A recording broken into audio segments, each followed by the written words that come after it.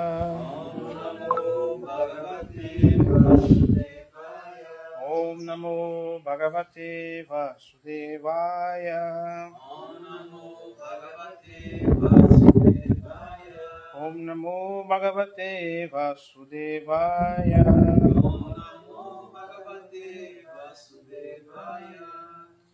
Estamos reunidos hoje no domingo para fazer a leitura do Bhagavad Gita como ele é. O Bhagavad Gita, ele é um capítulo de um imenso livro. Eu vi que eu não estou enxergando ninguém. Então, o Bhagavad Gita, ele é um capítulo, um pequeno capítulo de um livro maior chamado Mahabharata. Esse Mahabharata, ele conta a história de uma desavença que houve entre reis, e nesse ponto vai haver uma batalha entre parentes, né? E o Bhagavad Gita, ele é a canção do divino, pois Arjuna, um dos guerreiros, né, estava lutando contra seus mestres do outro lado, contra seus parentes, devido à responsabilidade, porque os primos dele tomaram o poder do governo todo e não queriam dar para ninguém, não queriam dividir o reino. Falou assim que Arjuna, que nem em cima de um grão de areia, ele daria um pedaço para os Pandavas, que eram os primos dele. Então houve várias tentativas, né? O Mahabharata, ele mostra essas tentativas, tanto dos Pandavas, quanto de vários outros parentes, dos Yadavas, são outros reinos. Eles tentaram, de alguma forma, equilibrar a situação para que não houvesse uma guerra, não chegasse uma guerra. Pois os reinos eram muito poderosos, eram as potências mundiais naquela época. Então, só que não houve jeito, e aí teve que acontecer a guerra. Então, os Pandavas, que são os nossos mocinhos, por assim dizer, que a gente vai acompanhar a história, eles estavam obrigados a lutar. Eles eram o filho mais velho, o irmão mais velho era chamado Yudhishthira, ele era para ser o rei, e tem os outros irmãos dele. Um desses irmãos é Arjuna. E no momento da batalha, quando vai acontecer a batalha, Arjuna, ele fica perplexo. Ele achava que em algum momento a pessoa não fosse lutar mesmo, ia desistir. Vocês vão mesmo para a batalha? Vamos para a batalha, vamos. Quando ele chegou lá, ele viu o professor dele, os tios dele, fora aqui do lado de cá, ele já era pai, ele já era pai, tinha filhos dele, sobrinhos dele, sobrinhos do outro lado, né, porque eram filhos dos primos deles, o tio dele, né, o tio dele não estava não, o de Tarasta, mas estava o professor. Então, quando ele viu toda essa cena, ele viu, nossa, o resultado dessa batalha vai todo mundo morrer. A batalha era imensa. Tinha mais ou menos 1 milhão em cada lado. Era 1 milhão de pessoas de um lado, 1 milhão de pessoas do outro. Quase assim. Era muita gente. E tinham milhares de cavalos, elefantes, carruagens assim de 2 andares, coisas assim. Era uma batalha com tudo que tinha naquela época, né? Então, Arjuna, ele era como se dizer assim, o herói mitológico daquela época. Mitológico não porque ele não aconteceu, mas digo porque ele era famoso. Ele, para vocês terem uma ideia, ele era filho de Zeus, por assim dizer, Indra. Ele era filho do deus dos céus. E ele tinha aprendido com vários professores durante sua vida a como lutar bem. E não havia nenhum guerreiro no mundo que lutasse arco e flecha como lutava Arjuna. O mestre dele, que era o melhor professor do mundo, falou: não vai haver ninguém que seja melhor do que você no arco. Ele deu essa bênção para Arjuna. Então não era por medo, mas pelo desastre que iria acontecer, né, de todas as famílias perderem os homens, né? Essa lamentação de Arjuna é o capítulo 1 do Bhagavad Gita. Ele explicando, ele vendo todo o exército, ele, nossa, eu não quero lutar, Krishna. E Krishna é um rei Yadu, e ele tomou a posição de não pegar em armas na batalha. E ele aceita o local de cocheiro de Arjuna, uma posição humilde. Ele era um rei. E aí, nesse momento, Arjuna abre o coração para Krishna, e Krishna começa a orientar ele, começa a conversar. São 40 minutos, essa conversa deles antes da guerra é o Bhagavad Gita todo. No final do Bhagavad Gita, Arjuna fica confiante e luta a guerra. A batalha, ela foi demonstrada na Netflix. A Netflix fez uma bela seriado mostrando mais ou menos a batalha e as motivações da batalha. Foi bem sangrento. Mas Prabhupada, ele quis traduzir esse Bhagavad Gita, porque nele é condensado todo o conhecimento védico. A gente pode compreender tudo que... Assim, existem muitos livros, a gente pode ficar estudando, lendo por muitos tempos sobre o assunto, mas o Bhagavad Gita, ele é um condensado para quem quiser iniciar, compreender qual é a postura, né? O que Krishna orientou a Arjuna para que ele tivesse forças para encarar esses problemas difíceis, né? O que foi que aconteceu nessa conversa? A gente vai ler um dos versos e vamos comentar uns 3 versos. Existem muitos comentários do Bhagavad Gita. Prabhupada, quando veio para cá, ele fez o Bhagavad Gita como ele é. Essa é proposital, esse nome. Porque havia muitas pessoas que traduziam e faziam suas próprias interpretações, né? Eles não queriam saber da história. É como você pegar uma pequena fala da pessoa, a pessoa fala, né? Tá falando alguma coisa, aí pega um freixo, tem que matar todo mundo, as baratas. Aí pega o freixo, faz uma coisa, né? E desenvolve em cima daquilo. Então, Prabhupada viu muito disso no Ocidente acontecer. Ele pegava os Bhagavad Gita e falava, não, isso aqui não é autêntico. Ele está escrevendo isso aqui, isso não significa isso. Então, Prabhupada, ele fez uma nova tradução e comentou verso por verso. Ele comentou com base em acharyas anteriores. Acharya é o nome de professores, instrutores. Então, nós somos de uma linha sucessória de mestres e discípulos que já remonta a mais de 1000 anos, né? Então, ele pegou alguns mestres anteriores. Um desses mestres é o Baladeva Vidyabhushana. A gente vai ler um trecho do Bhagavad Gita dele hoje. E Viswanath Chakravarti. Foram os 2 principais que Prabhupada sintetizou o Bhagavad Gita, né? E também ele colocou seus comentários da época que ele vivia no período, né? Esses 2, Baladeva Vidyabhushana e Viswanath Chakravarti, eles condensaram, não por sua própria maneira, mas também eles condensaram um conhecimento que era passado de via oral antes. Então eles registraram, argumentaram em cima disso, né? Criaram vários comentários. Então, essa foi a introdução do Bhagavad Gita. A gente vai pegar um verso do capítulo 3, a gente vai ler o Bhagavad Gita de Baladeva Vidyabhushana. Eu estava falando um pouquinho dele antes. Ele tem esse nome, ele recebeu esse nome de seu mestre espiritual. É como se fosse um título. Baladeva Vidyabhushana. Bhushana significa joia. E Vidya significa conhecimento, vem de Veda, Vidya. Então, alguns traduzem como Baladeva, aquele que é ornamentado com a joia do conhecimento, né? Então, ele tinha como ornamento dele o próprio conhecimento. Ele era, assim, dentro da nossa linha de sucessão, ele é o expoente mais intelectual. Ele escrevia muito bem sobre gramática, sobre todos os termos assim, técnicos, né? Eu não sou muito aprofundado nisso, né? Mas o livro dele é sempre baseado muito nas gramáticas, no significado das palavras. A gente leu há pouco a introdução do livro dele, que é bem complexa. O Prabhu Kripa Sindhu aí compreendeu bem, depois ele vai fazer uma explicação para a gente. A gente vai ler, então... Então, só para vocês se situarem mais ou menos, no capítulo 1 é apresentado o campo de batalha, né? E é apresentado também a Arjuna. Arjuna, ele começa a sua lamentação. Ele fala, como é que eu vou lutar? Vai morrer todo mundo, meus tios estão lá, meus primos, tudo. O segundo capítulo é Krishna dando orientações gerais. Prabhupada colocou como resumo do Bhagavad Gita. Porque meio que Krishna ele vai falar sobre todos os argumentos de forma superficial, mais ou menos. É um capítulo bem comprido. Aí ele explica mais ou menos tudo. Arjuna, é mais ou menos assim. Se você pensa dessa forma... E no capítulo 3 ele começa a explicar sobre Karma Yoga. Karma Yoga é um método, Baladeva Vidyabhushana, a gente leu um pouco antes sobre isso.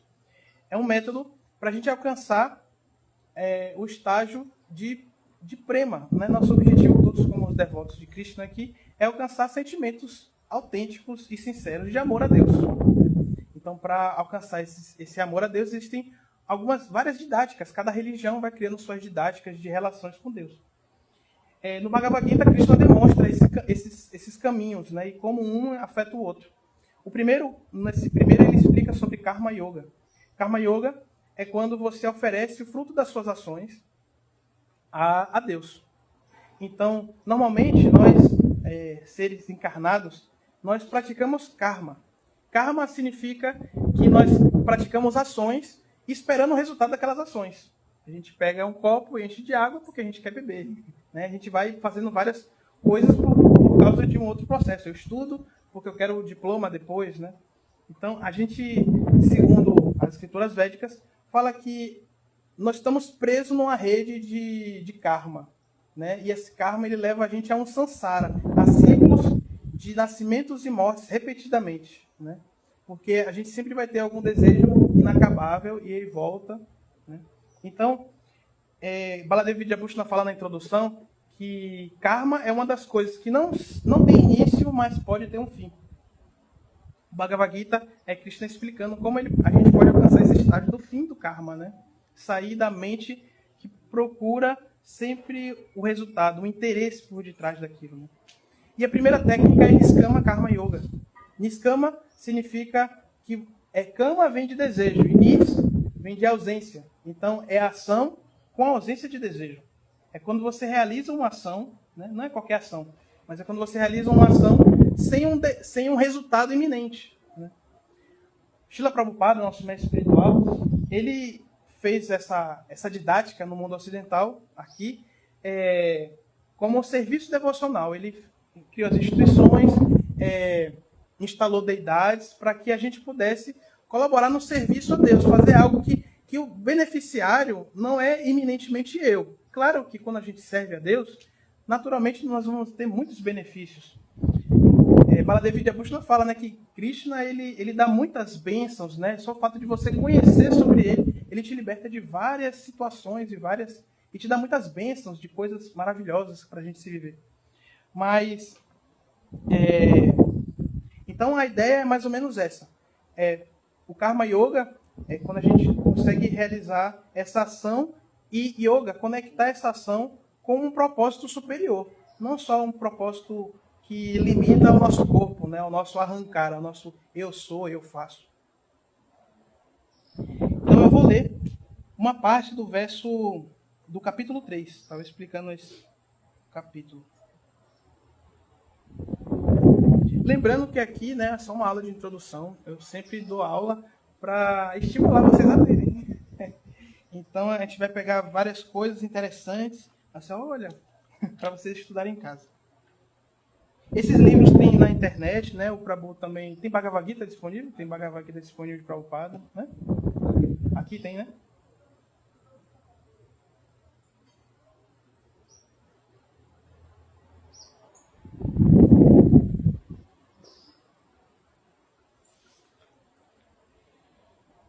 Peraí que aqui não mostra o capítulo, né? Eu tenho que procurar.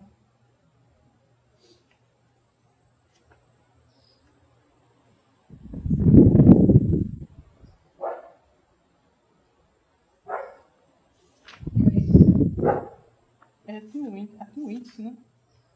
Ah, estava aqui escondido antes.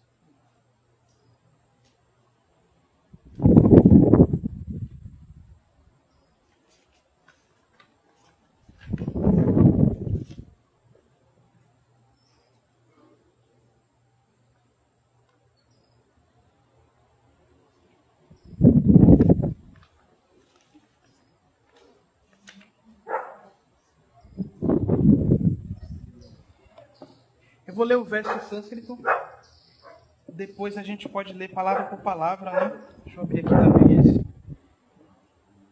Capítulo 4. Para a gente entender palavra a palavra.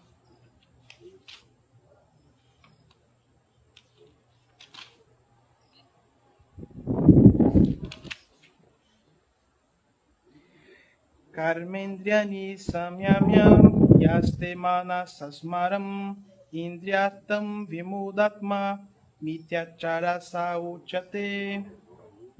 Karmendryani samyamya yaste manasasmaram indriyata vimudatma mityachara sauchate. Repitam comigo. Karma indriani. Os 5 órgãos dos sentidos funcionais.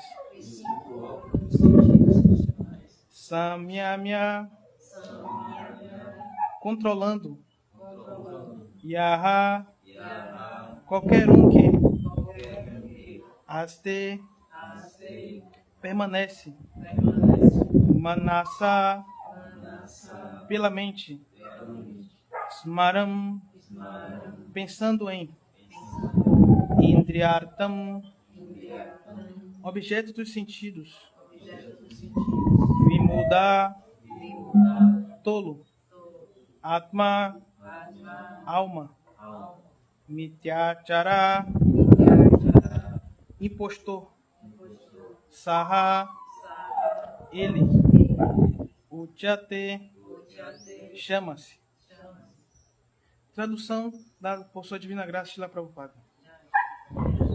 Aquele que impede os sentidos de agir, mas não afasta sua mente dos objetos dos sentidos, de certo ilude a si mesmo e não passa de um impostor. Significado. Há muitos impostores que se recusam a trabalhar em consciência de Krishna, mas fazem uma exibição de meditação enquanto sua mente de fato não se afasta do gozo dos sentidos. Tais impostores também podem falar de filosofia árida para enganar seguidores sofisticados, mas de acordo com este verso, estes são os maiores enganadores. Em prol do gozo dos sentidos, alguém pode agir em todos os níveis de ordem social, mas se ele segue as regras e regulações de seu estado específico, pode aos poucos progredir na purificação de sua existência. Mas aquele que tenta passar por um yogi enquanto de fato busca os objetos do gozo dos sentidos, deve ser chamado de o maior dos enganadores, embora às vezes fale de filosofia. Seu conhecimento não tem valor, porque os efeitos do conhecimento e de tal homem pecaminoso são arrebatados pela energia ilusória do Senhor. A mente desse farsante é sempre impura e, portanto, sua exibição de meditação yógica não tem valor algum. Então, esse é um verso muito interessante. Vou ler novamente. Aquele que impede o sentido de agir, mas não afaste sua mente dos objetos dos sentidos, de certo ilude a si mesmo e não passa de um impostor. Aqui Krishna está querendo falar para Arjuna que não adianta, porque um dos argumentos que Arjuna deu no início da batalha é ele, não, eu vou largar tudo e vou para a floresta. Eu não quero esse reino, eu não quero ficar desfrutando de joias e nada disso. Né? E aí Krishna fala assim, mas se você vai para a floresta e você continua pensando nos objetos dos sentidos, você é um hipócrita. Você não está agindo de forma autêntica. A gente conversou antes, né, que para alguém se libertar de qualquer coisa, ela tem que ser de forma autêntica. Ela não pode, eu vou renunciar ao mundo, mas está completamente presa, apegada ao mundo. Eu separei esses versos aqui, eu vou ler alguns versos agora do Baladeva Vidyabhushana, começando do capítulo 3.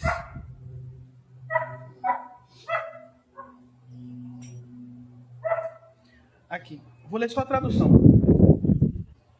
O Senhor disse, eu falei sobre 2 tipos de qualificações para as pessoas neste mundo.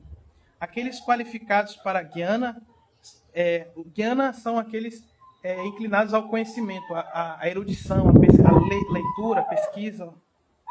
São conhecidos como praticantes de Jnana Yoga. E aqueles qualificados para Niskama Karma são conhecidos como os praticantes de Karma. Sem o cumprimento dos karmas prescritos, uma pessoa não pode alcançar a inação dos sentidos.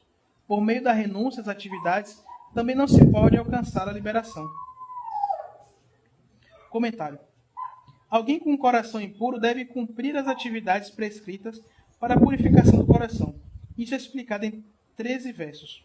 Uma pessoa com coração impuro não pode alcançar estabilidade em jnana, em conhecimento, ou desapego da ação, na forma de refrear as ações dos sentidos, sem executar as ações prescritas como parte do cultivo de jnana.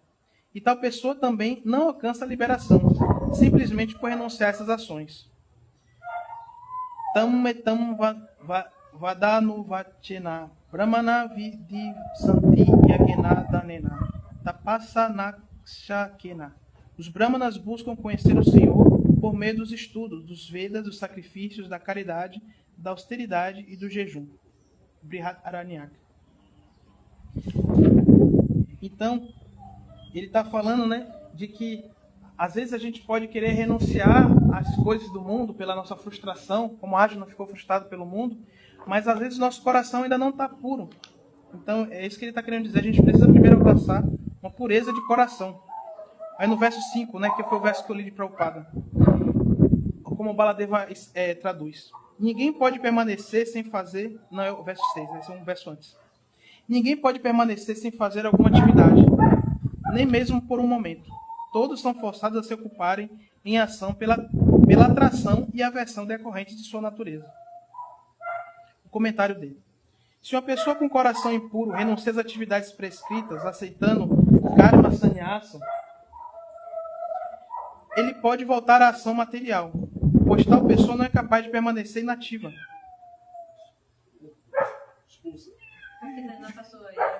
Hã?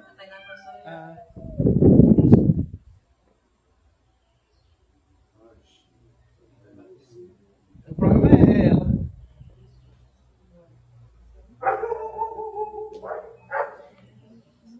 E ela achou que foi ela que expulsou.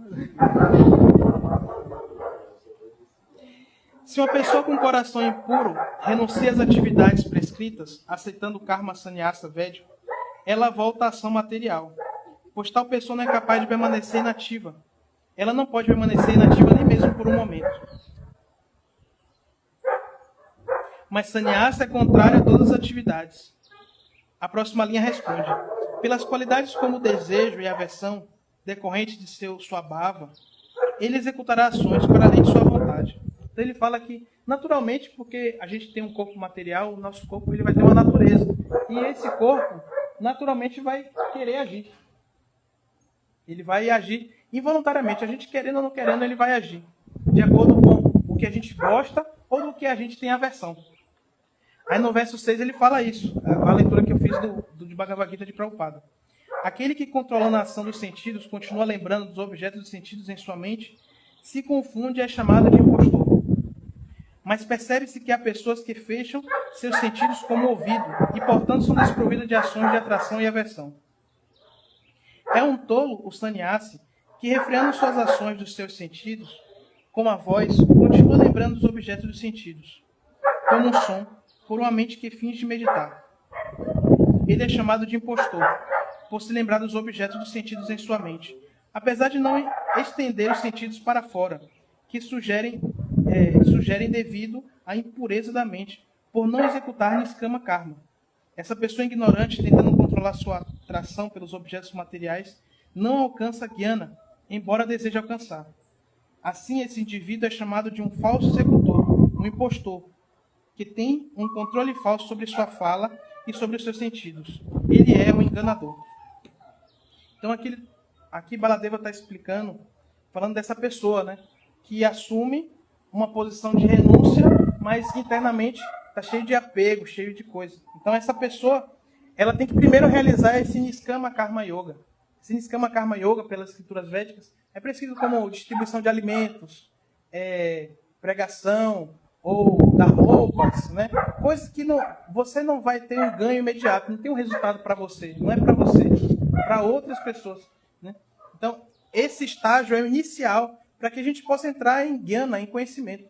Sem isso, o nosso conhecimento ele é impuro. Ele é impuro por quê? Porque ele é contaminado pelo karma. Eu faço isso por causa daquilo. A nossa mente, a nossa inteligência, ela fica contaminada com o interesse de barganhar com a realidade. Eu vou fazer isso porque eu vou ganhar aquilo. Eu vou fazer X por ganhar Y e etc. Entende? Então, nessa plataforma, a gente não está em conhecimento, né? Até dei um exemplo. Né? Nessa plataforma, quando a gente se envolve em conhecimento, a gente faz coisas terríveis. O conhecimento era para ser algo libertador. No Ocidente, o conhecimento leva à destruição, né? De armas e tudo. Né? Não é conhecimento, né? É uma ignorância. No verso 7, continua. Aquele que, controlando os sentidos pela mente, visando a alma, executa Karma Yoga com seus sentidos ativos, que está, ao mesmo tempo, livre do apego aos resultados. É superior a uma pessoa que age de forma prematura na posição de jnana. Então,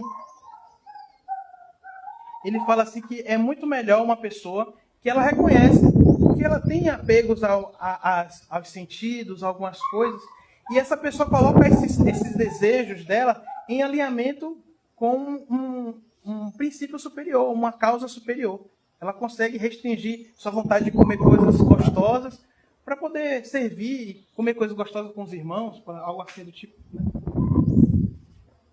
Então, ele fala que uma pessoa é melhor do que uma pessoa que está em jnana, ou seja, se coloca na posição de conhecimento sem estar em conhecimento. Essa é uma coisa muito interessante, né? Tem muito a ver com nossa nossa história ocidental. Eu não sei se vocês conhecem a história de Sócrates. Já. Sócrates, ele é muito interessante. Eu vou falar só uma partezinha, porque é mais ou menos sobre isso aqui. Ele viu muitas pessoas que se diziam mestres, mas não eram mestres. Ele falava, eu sou mestre de tal coisa. Ele olhava para aquela galera e falava, rapaz, o cara não sabe nada.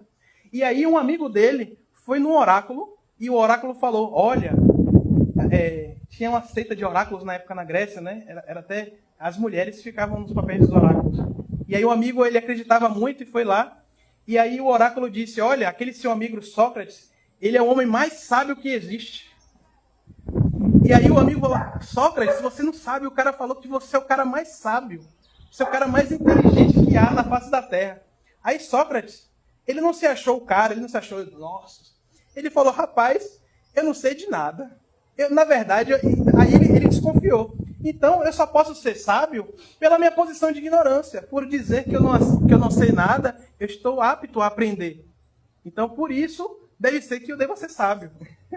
Ele não se achou como, eu sou mais sábio. Não, ele se achou, nossa, se o oráculo disse que eu sou sábio, então deve ser por essa postura, né? E diz que a provocação dele foi essa. Ele via muitas pessoas que ensinavam, eram professores, mas na verdade não sabiam nada, não sabiam nem o que estavam falando. Eram impostores, na verdade, né? Então, no Bhagavad Gita, Krishna orienta que a gente deva condizer com o nosso estado, deve ser sincero com o que a gente sente, né? E o comentário dele é muito interessante. Olha só. Por outro lado, o chefe de família que executa suas atividades prescritas é superior. É superior àquele que, desprovido do desejo pelos resultados, o asakta, cumpre o método yogam na forma de ações, pela ação dos sentidos, regulando tais sentidos pela mente, manasa, que tem a intenção de compreender o Atma. Ele é melhor do que uma pessoa atuando na plataforma de Jnana, que será alcançada apenas no futuro. Então, o que ele está querendo dizer? Ele está falando que um pai de família, porque aqui ele diferencia, né, segundo é uma coisa mais cultural, né? Então, alguém quando renunciava algo para Deus, renunciava tudo, largava a família, Deus é meu amor e acabou. Era uma paixão avassaladora, por assim dizer. E aqui ele está querendo dizer, olha, mas se você faz isso sem estar preparado, você é um impostor. É melhor que você fique dentro da sua casa, acumule suas riquezas, cumpra seu dharma, colabore com a congregação, colabore com a sociedade que você está, sabe, do que você simplesmente renunciar e ocupar uma posição de Jnana. Na Índia, quem ocupa uma posição de Jnana recebe muito respeito. E muitas pessoas, às vezes, têm o interesse de ter aquela posição porque muitas pessoas prestam reverência ou porque muitas pessoas escutam a orientação. Então, tem gente que, às vezes, vai pelo motivo errado. A pessoa está desejando, na verdade, um reconhecimento, alguma coisa, mas não é sobre isso. A posição de Jnana é uma posição completa de serviço. A gente viu mais cedo, a gente cantou um pouco, e aí, como eu cheguei um pouco cedo, a gente fez um pouco da leitura. E aí, uma das coisas que falou, né, é que o Gyani, ele adora a Deus na forma do conhecimento. A deidade de Deus, para ele, é o conhecimento. E por isso ele está sempre buscando Deus, sempre estudando sobre ele, né? Então, quando a gente não tiver nisso, a gente não precisa interpretar tal papel, né? É isso que Baladeva Vidyabhushan está querendo dizer. É muito melhor que você seja um pai de família, uma mãe de família, ou seja um estudante, estude, cumpre seu dever na sociedade, do que simplesmente largar de forma falsa. Aí no verso 8 ele diz, executa os teus deveres escrituários diários sem apego. Isso é melhor do que não cumprir teus deveres. Não podes nem mesmo manter o teu corpo pela inação. O comentário de Baladeva. Portanto, como o seu coração é impuro, você deve necessariamente, niyatam, executar as atividades prescritas para a purificação do coração. Isso significa, realize essas atividades prescritas sem desejo. Executar atividades é melhor do que renunciar a todas as ações por entusiasmo, pois esse tipo de cumprimento dos deveres resultará gradualmente na obtenção de Jnana. Assim como os degraus conduzem ao topo de uma escada. Isso se dá porque Jnana não surgirá no coração contaminado de uma pessoa que apenas por entusiasmo renunciou de forma prematura às suas ações. Além disso, ao renunciar a todas as ações, você não pode sequer manter seu corpo material, Sharira Yatra. Até o Gyani realiza ações como mendigar por comida, pois ele precisa manter o corpo purificado pelo sadhana enquanto ele vive. Mas mendigar não é algo que deve ser feito por você, um kshatriya. Dessa forma, você deve obter riquezas e impostos por meio de suas ações prescritas, como lutar e proteger os cidadãos e manter o seu corpo com tais atividades. Você deve buscar o seu Atma. Aqui, Baladeva Vidyabhushana, esse é um aspecto bem interessante dos comentários, tanto de Baladeva Vidyabhushana quanto de Vishwanath Chakravarti. Eles entram no papel de Krishna e falam como se Krishna estivesse falando. Então, aqui ele está falando para Arjuna, né? Krishna está falando para Arjuna através de Baladeva Vidyabhushana. Que todos devem realizar ações, né? E a ação responsável de Arjuna era de ser kshatriya. Então, como kshatriya, como guerreiro, ele tinha que lutar, era o seu dever. A sociedade védica, ela era separada em ashramas e varnas. Era uma forma de separar a sociedade, estruturar a sociedade.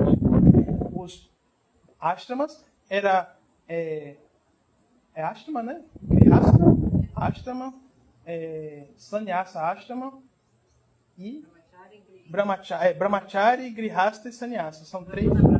Estou na praça. São três, né? Grihastha é o pai de família. Brahmachari, que é o estudante, antes de ser pai de família, aí ele renuncia tudo, como um celibato, ele faz parte de uma classe social, por assim dizer. Depois, esse Brahmachari ele pode ser um Grihastha, que depois que você faz o estudo da espiritualidade, aí você vai se tornar um pai de família, uma mãe de família. Depois, você renuncia tudo, vira sannyasa, ou vanaprastha. Sannyasa é uma opção, né? Na verdade, sannyasa a gente pode ser durante todo o percurso. No livro Guia da Bhagavad Gita, de Acharyadeva, ele fala que sannyasa é aquele que coloca as coisas no devido lugar.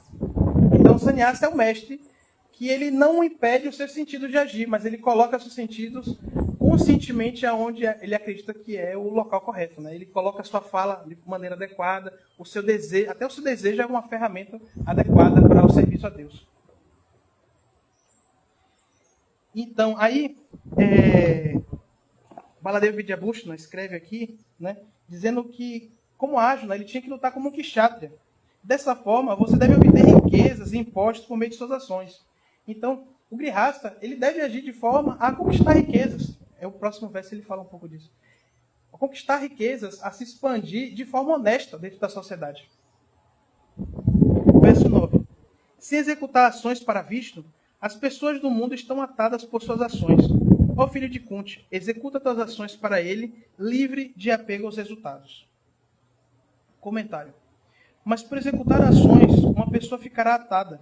Ouvimos tais declarações como Karmada Bhate Jatu. As entidades vivas são atadas pelas ações.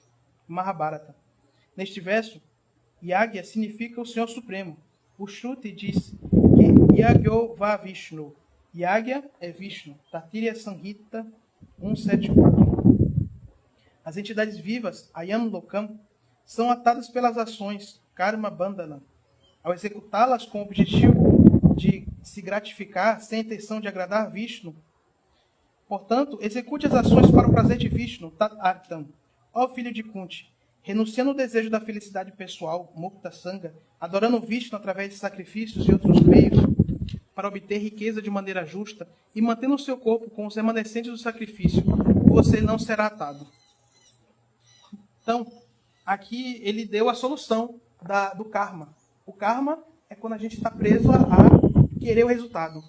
Mas, se a gente oferece esse resultado como um sacrifício a Deus, então a gente cumpre as nossas funções, mas a gente não é atado pelo resultado daquilo. Porque a entrega que é o mais importante, você entregar aí. Então você vai trabalhar, mas você vai entregar, não é que você vai pegar seu salário todo e colocar. Não, você vai entregar aquilo. Meu serviço não é para que eu ganhe meu salário e me sustente. Meu serviço é minha função social. O resultado vai vir naturalmente. Krishna fala isso, não corra atrás do resultado. Mesmo que você não queira, o resultado vai vir de qualquer forma. Seja bom, seja ruim. E a gente não tem controle sobre o que vai vir. Antes, né, em outros versos, na introdução, Baladeva Vidyabhushana explica, né, que existem 5 elementos no universo. E o Bhagavad Gita, ele se dedica a explicar esses 5 elementos, essas 5 verdades. Vamos ver se a galera prestou atenção. Quais são os 5 elementos que o Bhagavad Gita descreve? Kripa Sindhu. Jiva, Ishvara, como?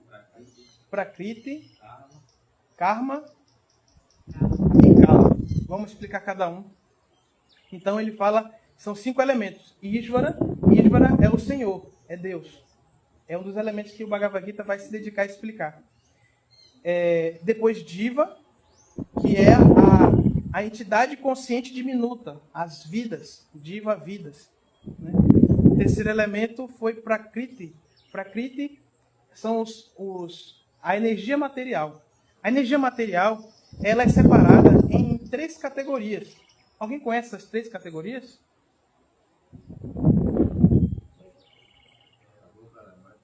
Não. A natureza material.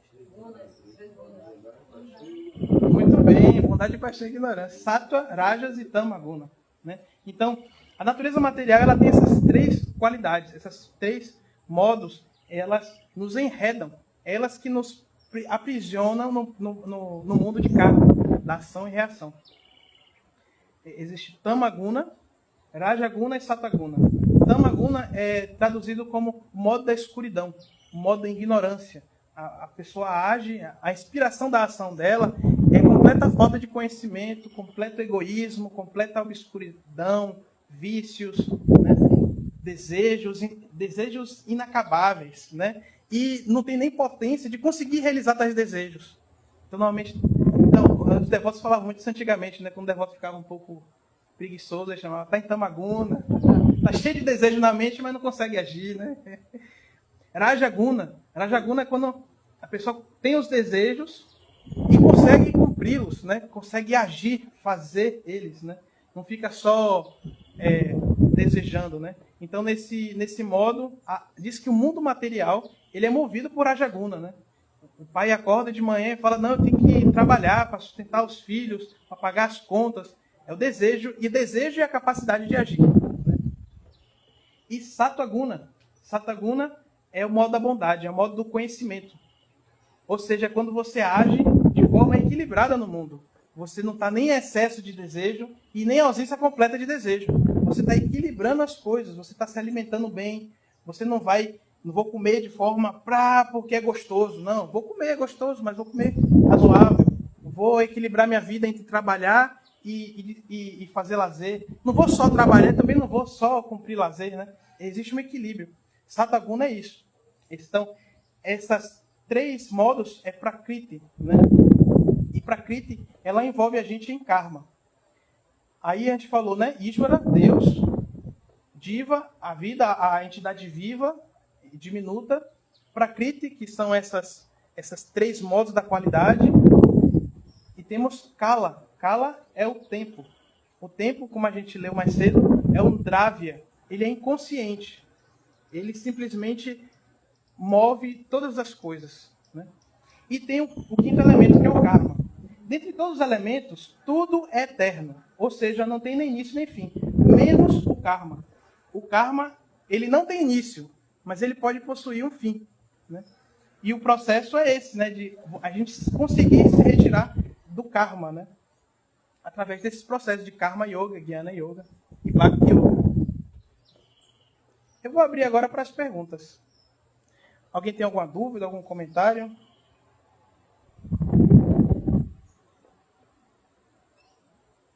Se quiser, podem comentar também. Não, o senhor falou Bhakti Yoga, né? O processo é Bhakti Yoga. Aí eu queria que você falasse Mas entender um pouco melhor, né? O que é essa Bhakti Yoga? Essa Bhakti Yoga ela é muito parecida com Jnana Yoga. O praticante ele vai estar tentando alcançar Brahman. Ambos estão correndo atrás de Brahman, né? O Jnani e o Bhakta. Brahman os devotos traduzem como a verdade absoluta. Por que isso, mais ou menos, né? A realidade, cada um vai enxergar de uma forma diferente. Essa perspectiva na qual cada um enxerga a realidade é o que a gente chama de Maya. É uma visão parcial do todo. Mas a realidade, ela é a realidade. Essa realidade, ela é chamada de Brahman nas escrituras. Então, o Gyani, ele vai tentar se relacionar com esse Brahman de forma impessoal, de forma com conhecimento. O conhecimento, ele não tem olhos e bocas, olhos e bocas e relacionamento do conhecimento são outros, né? É totalmente, não tem um corpo, né? Uma forma, uma swarupa. O Bhakta, né? O devoto, ele vai alcançar essa mesma verdade absoluta por um outro caminho. Ele vai pelo caminho da devoção. Bhakti significa isso, o caminho da devoção. Então ele vai se envolver com esse Brahman, que é a realidade absoluta, através da sua forma pessoal. A sua forma pessoal de Deus. Então ele se relaciona com Krishna, né? Ou com qualquer outra forma de Deus, né? Algum outro pode se relacionar com Nishinradeva, pode se relacionar com Vamanadeva, ou pode se relacionar com Jeová, ou com Alá, né? Cada um vai ter uma forma de devoção, um caminho de devoção. E cada instituição vai ter uma didática para se alcançar isso. A gente realiza essa didática de Srila Prabhupada. Nós estamos numa missão perpétua, né? Esse nosso caminho de Bhakti, né? De devoção, de sempre estar divulgando sobre essa forma pessoal do Senhor e de divulgar isso para todas as pessoas. Nós herdamos isso de nosso mestre Srila Prabhupada. Srila Prabhupada, esse conhecimento na qual a gente está conversando hoje, ele era completamente ou deturpado ou não dito, né? Como o Prabhupada viu aqui, ele já era totalmente deturpado. Esse elemento da devoção, de a gente ver Deus como objeto de nosso amor e tentar alcançar um nível de pureza para que a gente possa se relacionar com Ele. Isso era muito apagado. A sociedade ao entorno, ela não está interessada nisso. Ela está interessada no que é mais eficiente, no que é mais saudável, como eu posso arrecadar, como eu posso estender a minha vida, como eu posso ter mais riquezas. Então, o Bhakti é um caminho pelo qual a gente alcança uma bem-aventurança, né? Fala que ambos os caminhos alcançam liberação, mas com Bhakti a gente alcança uma felicidade, um amor, né? Então, a diferença, basicamente, né, entre o caminho de Bhakti e o caminho de Jnana é que o Bhakti ele vai alcançar essa forma de uma relação com Deus de forma pessoal. Ele vai cozinhar para Deus. Quais são as atividades dos devotos, né? O Kripa acorda de manhã cedo, né? Aí vai preparar o banho das deidades.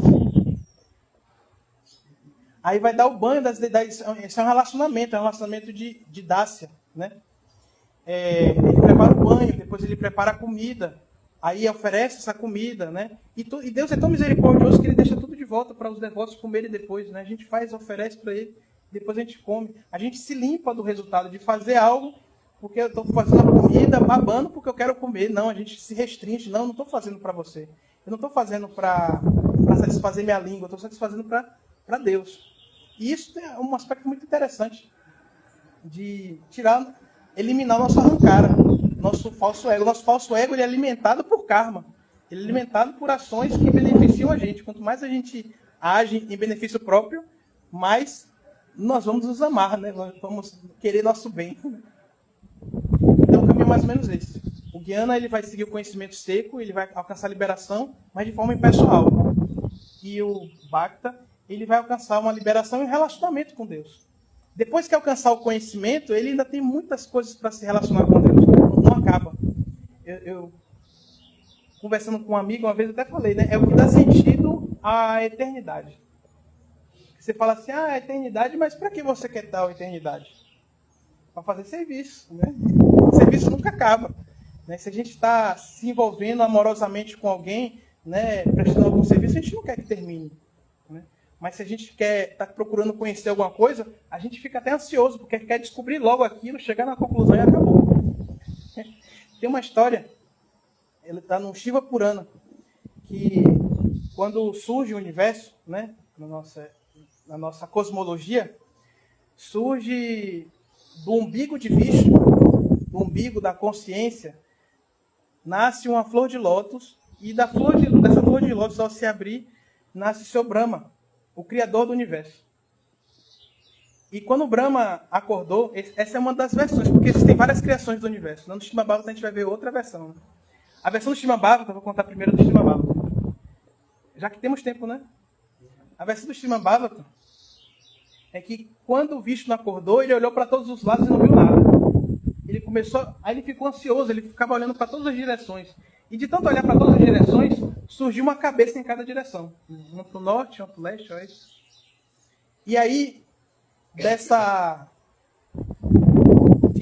ele escutou uma palavra assim, tapas, que significa austeridade. Ele precisava fazer austeridade. E ele começou a fazer austeridade, ele começou a meditar, a refletir durante muito e muito tempo. E aí ele alcançou a realização, o vislumbre da realidade espiritual. Essa é como é explicado no Srimad Bhagavatam. No Shiva Purana, explica uma outra versão, que foi acontecer em uma outra realidade, porque a criação ela é cíclica, ela inicia, tem um meio e fim. Então, nessa realização, quando Brahma nasceu do umbigo de Vishnu, Brahma, quando olhou, ele perguntou a Vishnu, você veio de mim, né? Ele tinha nascido do umbigo de Vishnu e falou, não, mas você veio de mim. Aí Vishnu falou, não, você nasceu do meu umbigo. Aí Brahma, não, eu já estava aqui. Quando você veio depois que você está aí. Né? E eles começam a discutir. Aí nessa discussão, aparece uma labareda de fogo, uma torre de fogo assim entre elas. E ela faz uma proposta para saber quem é superior entre os dois. Se Brahma ou se Vishnu era superior. Aí ele fala assim, é o seguinte, suba e tente alcançar o final dessa coluna de fogo. Brahma. E Vishnu desça e tente encontrar onde ela começa. Então Vishnu tenta encontrar onde ela começa e Brahma tenta encontrar onde ela termina. E aí um subiu e outro desceu. Brahma subiu. Chegou lá em cima, não tinha fim. Ele foi subindo. Aí quando ele viu no meio do caminho, ele encontrou uma flor belíssima. Essa flor, poeticamente, se diz que era a conclusão. Ele subiu por todo o conhecimento e lá em cima ele encontrei a conclusão. Pegou a flor e desceu. A labareda continuava, mas ele pegou a flor e falou, não precisa mais, é a mesma coisa. Aí subindo, aí tudo é a mesma coisa. Aí desceu. Vishnu desceu, e aí a conclusão de Vishnu foi, não tem fim. Nossa, o conhecimento não tem fim. É eterno. Ele é Ananda. Ele não tem nem início nem fim. Aí ele volta. Né? E aí a labareda de fogo era Shiva. Shiva pergunta, então, o que você alcançou, Brahma? Aí Brahma falou, não, eu cheguei à conclusão aqui, ó. A conclusão é essa flor. E aí Vishnu falou, e qual é a conclusão que você alcançou, né? Aí Vishnu fala, não, eu cheguei à conclusão de que o conhecimento nunca tem fim. Ele vai ser eterno, a gente vai eternamente pela criação, criar, destruir, iniciar, e nunca vai ter fim a fonte de conhecimento. Aí Shiva fala assim, então por isso, porque Brahma mentiu, ele não vai ser autorizado a receber a adoração. Mas você, Vishnu, porque é humilde, vai ser autorizado a receber a adoração. Né? E na Índia, Brahma é proibido de ser adorado. Ele só pode ser adorado em um único lugar. Né? Em toda a Índia, é sempre adorado ou as formas de Vishnu ou as formas de Shiva. Né? Ou as formas da mãe também, de Durga. Beleza? Tem algum comentário, alguma coisa, alguma pergunta? Diga, mãe.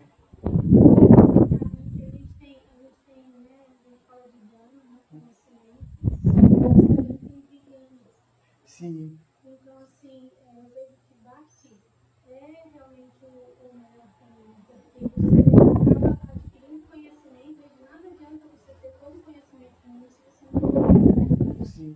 Então, uma pessoa pode ser PhD em todas as escrituras, mas se ela não for uma pessoa humilde, sem educação, ela não alcança o Senhor de certa forma. Sim. Ele até fala, Baladev Vidyabhushan até enaltece mais, ele fala, é melhor um grihasta que consegue cumprir seus deveres de forma, né, consciente, de forma sincera consigo mesmo, do que querer fazer a mais do... Exatamente. Sim. Então, essa questão é assim, de a gente buscar o conhecimento, mas buscar o conhecimento com consciência. Sim. E realmente colocar no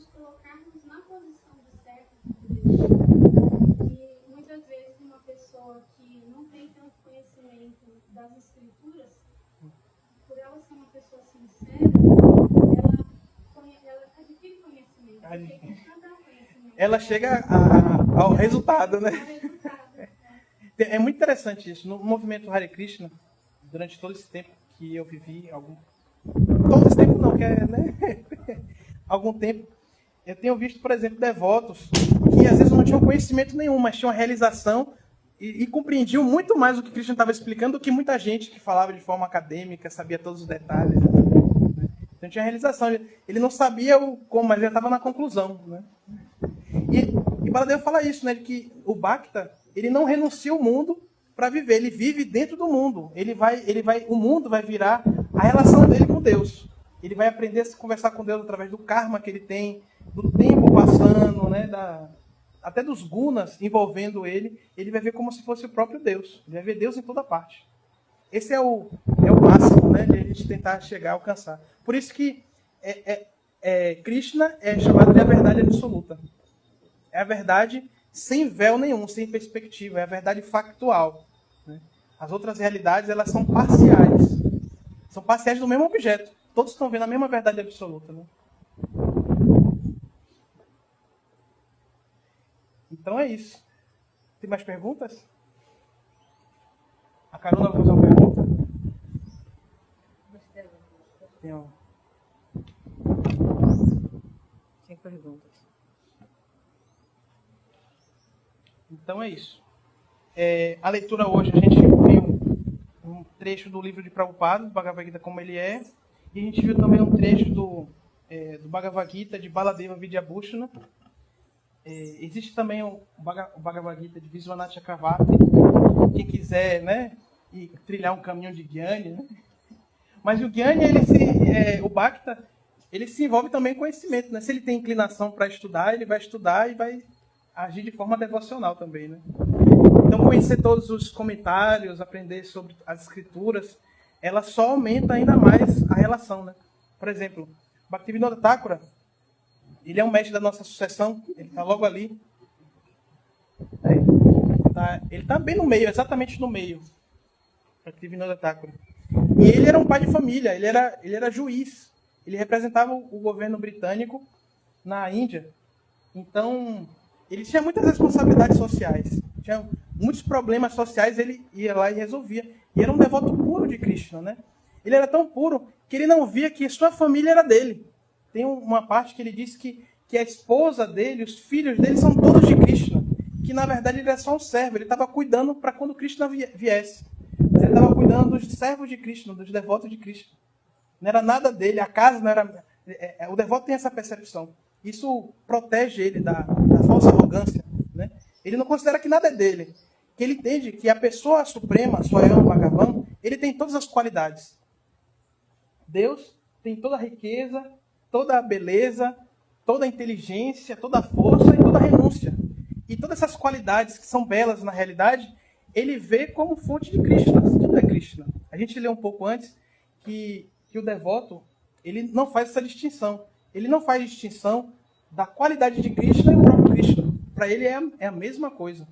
Assim como não existe distinção entre os raios de sol e o sol. Né? Não existe distinção.